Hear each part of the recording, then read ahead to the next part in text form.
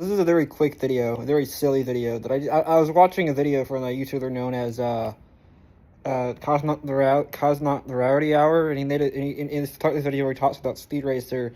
I just wanted to talk a bit about it because I thought this is just the example of the kind of criticism they get from this channel and how poorly thought out it is at times. Like, he didn't actually seem to understand the movie or pay attention to it. Like, this is how it's movie.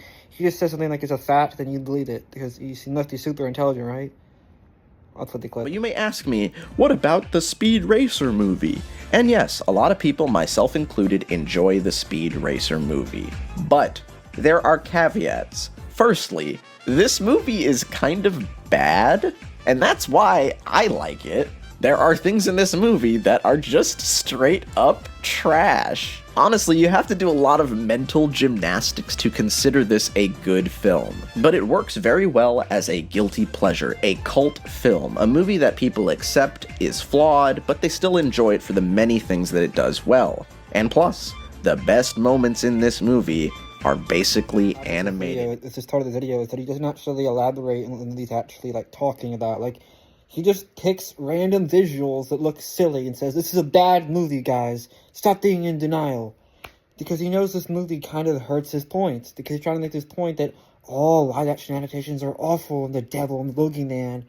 And so he makes it, and so he doesn't acknowledge that, there's actually something good here.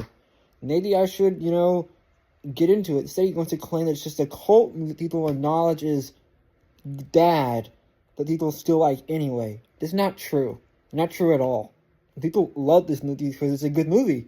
It's well written, has a great script, it's tightly put together. He's just making a point to try to sound like he's so intelligent because he knows this film destroys his point. This is the kind of lazy criticism you get from this channel, and I don't know, just no disrespect to him as a person. I think he's a great guy, as far as I can tell, but I just do not like this kind of criticism where he wasn't being honest about the film's quality. Instead, he was just pretending like, it's some stuff that's straight up bad. So he chooses the silliest scenes to make the movie look awful. He plays only a few of the car racing clips, and claims, well, some of the best scenes of the film are straight up animated anyway.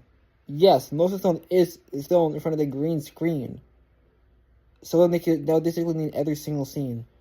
Another example, doesn't know what he's talking about.